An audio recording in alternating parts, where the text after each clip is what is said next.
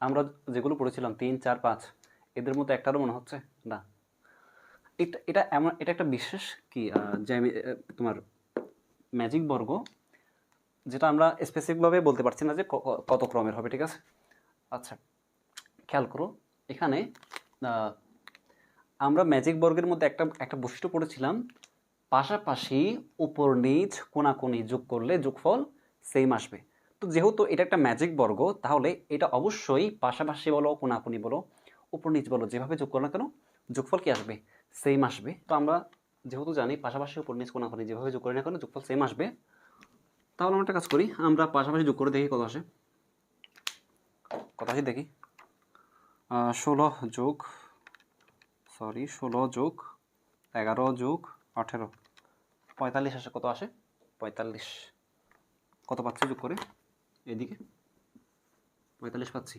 আচ্ছা, এখানে 7 নম্বর বলেছে না মেজিক সংখ্যা কত, তাহলে উত্তর কত হবে?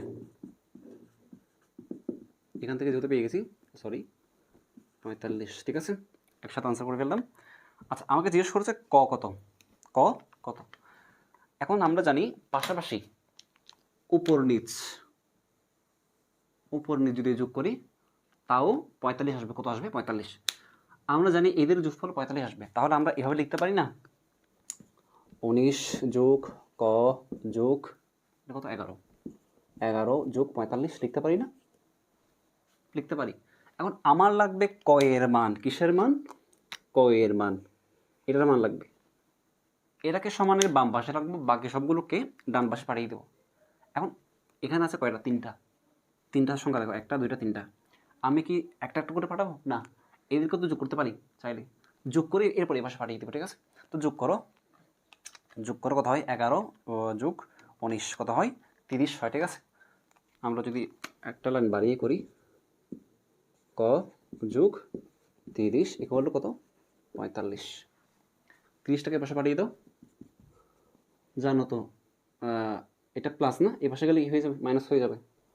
ক ইকুয়াল টু 45 বিয়োগ 30, সুতরাং ক সমান কত হবে? 5, 1 হবে, 15 হবে। আনসার 15। হ্যাঁ, আনসার 15 হবে। কয়ের মান কত? 15। তাহলে এখানে উত্তর কত হবে? 15 হবে। পারবে তো? আচ্ছা,